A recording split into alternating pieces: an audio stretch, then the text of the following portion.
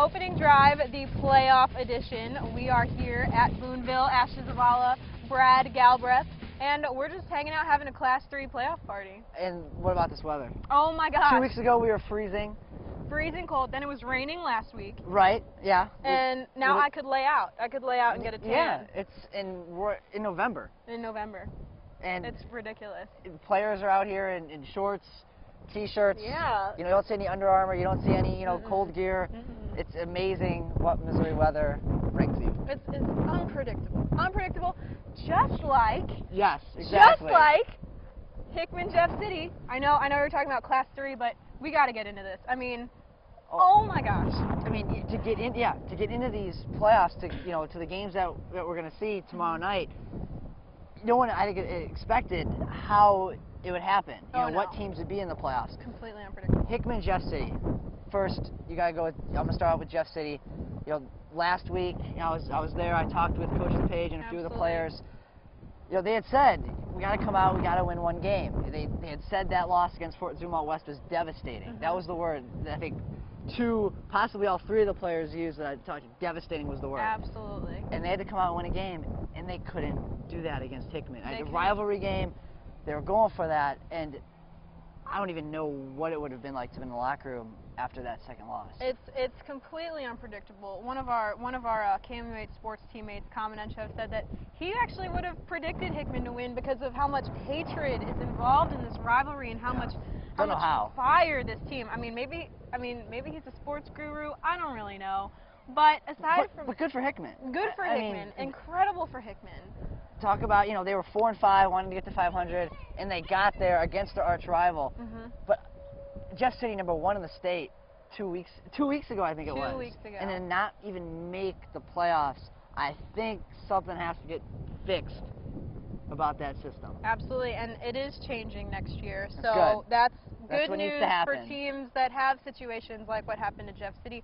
But at the same time, on the other side of the coin, congratulations to Coach Arnell Monroe, who is 1-0, 1-0 against Jeff City. In his first season, too. In his first season. So that's pretty impressive. That is incredible. And coach here at Boonville, also his first season, right? Also his first season, and they're 9-1, and they're out here practicing, getting ready for playoffs, getting ready for their game tomorrow against Owensville. And it's the start of a new month, start of November. Yeah. It's associated with November, right? Turkeys, Thanksgiving. No. Football still? No, facial hair. Facial hair. Sure. So, as we're talking about Class 3, the Osage boys, Eric Blumberg hung out with them, and they're all growing beards, but you don't have a beard, and it's No Shave November. I don't. I would if I could. Let's just put it that way. I'd like to be able to join that party. Just not that fast. Not happening. No, why not? Why not? We'll go with it. It looks better on camera to be clean shaven. It's not that I can't grow a beard or grow facial hair. It just looks better on camera. Just trying to look good. Look good for you guys. I kind of understand that. I understand. I don't have any facial hair. But wait, you don't? Oh my God. I have no facial hair. Obviously. Well, Eric Blumberg talks to the guys at OSA2. They do not have the same problem that Brad has. Off the left edge. Yes. The school of the Osage High School mascot is the Indian, so it's odd to see the skull and crossbones on some helmets and jerseys. Play good defensively, you get a black jersey, and it's got the skull and crossbones on it for defense. More violent with your hands. It's almost like they're pirates. And what are pirates known for? Beards. The beard thing is, I don't know it. Beards, beards, beards. Everywhere on the Osage football team. Well, some people like to call it playoff beard, but a couple of us guys started it before the even season started, so just a little thing to keep us even closer. I only grow it down here, so everyone makes fun of me for being Amish. When we're in the shower, we'll shampoo it and condition it. Just keep it nice and soft. I like to fluff mine every morning, get it looking good before school, big and puffy. Even some coaches are involved in the facial fuss. Symbol like that. Coach Danes has a little goatee, if you can see him around. He's got a goatee that he has. It's actually one of our defensive calls when he pulls on it. Just don't expect head coach Dan Henderson to do any hair raising. No. No, I'm not. Heck, I already don't have any hair. But Henderson does have plenty of offensive weapons. And few are more explosive than Jared Edwards. It's just amazing every time you see him take off. You always have hope that he's going to score, and a lot of times it's not false.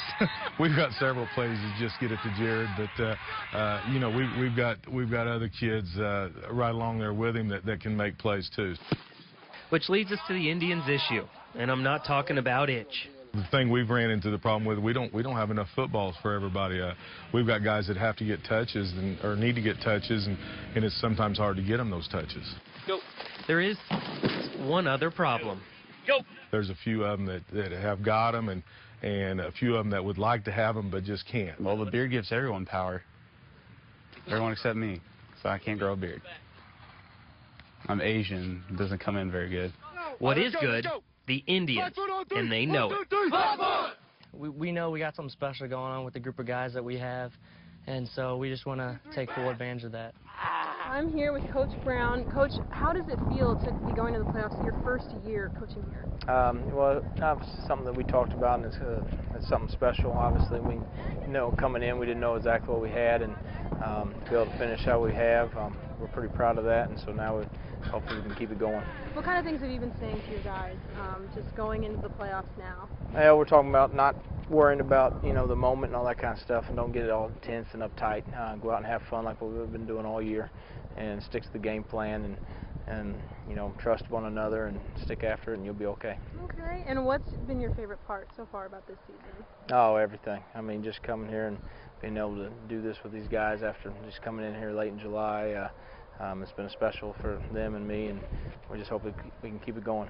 Is there anything specific that you would credit having such a great season so far to any of your players? I think our senior leaders. You know, we got a lot of good senior leaders, linemen. Obviously, Wes Davis, everybody knows about it. Ty Green, Keith Poindexter, Dylan Crowley. We got a lot of leadership on this team, and with to be able to make a run and do as well as we have, you have to have that senior leadership. Okay, great. Thank you so much. All right, well, thanks, Ashley. Now, I'm here with Ty Green, who's a senior offensive guard and defensive tackle for Boonville. Now, what do you think about the season so far, Ty? How's it gone?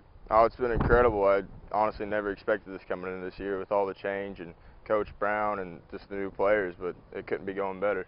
Now, you started off the season with a loss, right? Yes. Now, you've responded with 9 straight wins. What's that, you know, you've had 9 winning streak. What's that run been like? It's been amazing. I mean, I thought last year we would have had it, but this year it's just everything's clicking. The team's, just the brotherhood's perfect. I think that first loss really showed us what we got to do and how hard we got to work and fight every play. What's the big key for tomorrow night? Up front, they're big, so we're going to get low, come off the ball hard, go hard all night. Linebackers, come after them, flow to the ball, just play hard and fight hard every play, basically. Does Owensville do anything that you haven't seen so far this year? No, honestly, everyone likes to talk about number 27, which is completely understandable. He's a very good back. But honestly, we've dealt with good backs almost every game this season, so I think we play our job and do our responsibilities. I don't have a problem. All right, thank you. Appreciate it. Thank you. Thanks, Brad. And I am here with Wes Davis, last week's Zavala Zone entry, and so thanks so much for coming on. Can you just, you know, talk about just the success of your season so far with a new coach, and now you guys are 9-1 heading into the playoffs? Well, Coach Brown came in and did a really good job for us this year. He's been a great coach for us. And, of course, our offensive line is blocked outstanding this year. I mean, in my opinion, we have 2 of the best linemen in the state, in Ty Green and Keith Poindexter, and the rest of the line is just doing a great job. And our receivers are playing well, and everybody's doing a good job all around. What do you think the key is tomorrow night against Owensville? Just gotta come out and play our game. Can't worry about what they do. Just gotta come out and take 8 minutes on our part. What's the best part of this season so far? Probably the district title, because that means we get to keep on playing. Keep on playing. Well, thanks so much. Really appreciate it. No problem. All right.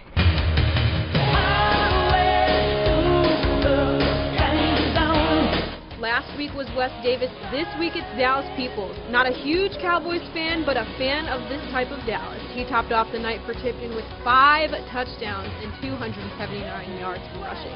Definitely deserving of the Zavala Zone.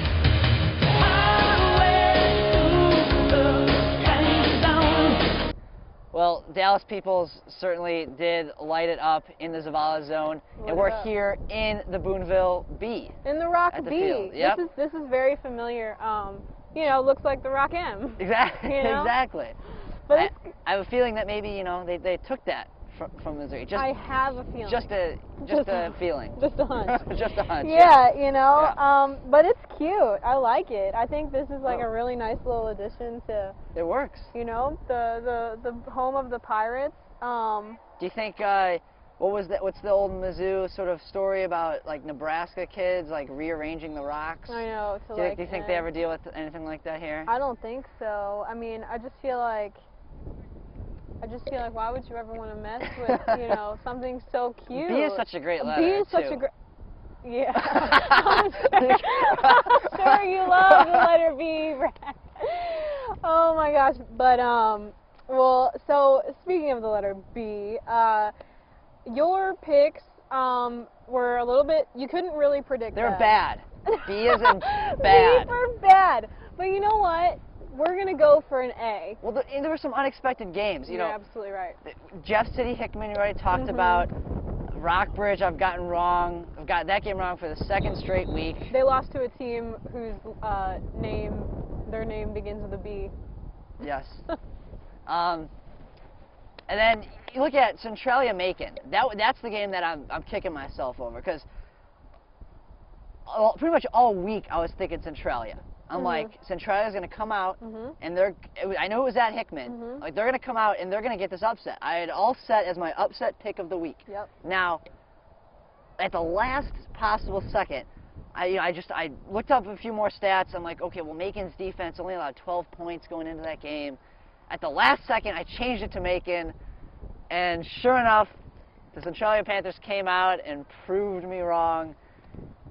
You know, I don't know why I changed it. Those Go boys, with my gut. I gotta go with my gut. I understand, but Centralia is trying to start a new tradition. You know, they have the longest regular season winning streak. They're trying to start a new tradition of postseason winning streaks. So, you know, but I understand why you might choose Macon. I understand. I had Centralia all lined up. I said, go with your gut. Go with your gut. Go with Making your gut. picks, go with your gut. Go with your gut. And you'll get a B with your pick. I'm just kidding, Brad. Ouch. An A for Ashley, I guess, with your picks. Is what you should shoot for. Right, an A. But that's besides the point. So okay, you know, we have Boonville, Owensville. Obviously, a bunch of the area schools are headed to the playoffs. Let's check out your picks. Right. Yeah, so you'll pick another 17 games. I got too many to admit. I don't even want to count how many I got wrong last week. It was too many. I definitely didn't get the 14 games right that I had wanted to get. So hopefully I can get back to that this week. You know, last week you had upsets because, you know, it was rivalry games. And with playoffs, who knows? Teams are still going to come out hot. You know, or like Hickman, I'm sure they're gonna be all fired up. They'll come out hot. I'm hoping for 14. Okay. Again, so check out my picks.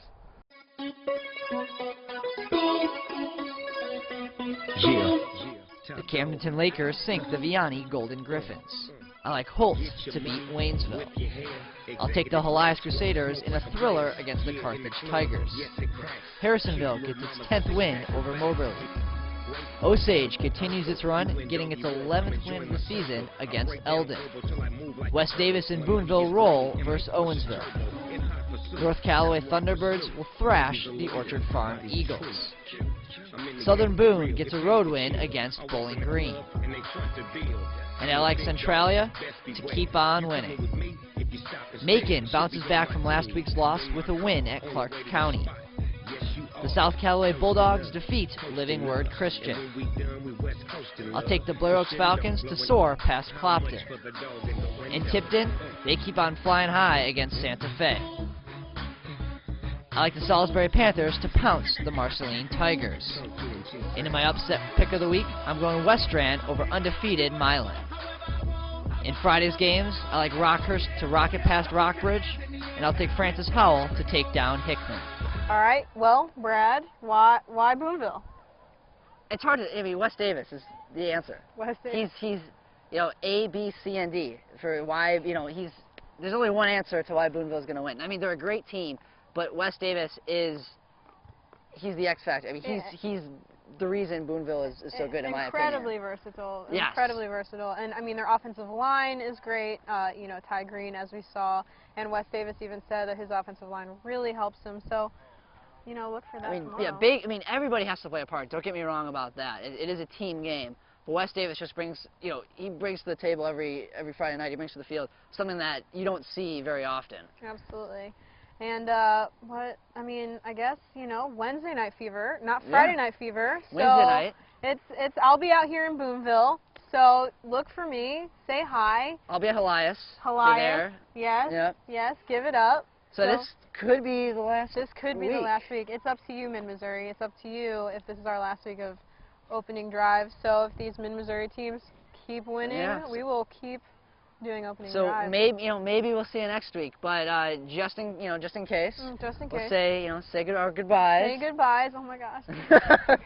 Don't get choked up. I'm gonna cry. Make sure to Facebook, like Friday Night Fever page on Facebook, Twitter. You can follow me at Brad Galbreath. At Zavala A for me, and and you know, KMU.com for your scores in case you can't get out to the games or you can't listen to them. Check it out. That's where everything is. Our highlights, of course, will be on Wednesday night tomorrow at 10, and we will keep coming at you with more and more football news. And so you're leaving us with another little segment here, right? Something very special, and I have just, you know, I've been covering football for a while now, just sports overall in general, but I've never ever learned how to throw a football. Never. Never learned. So.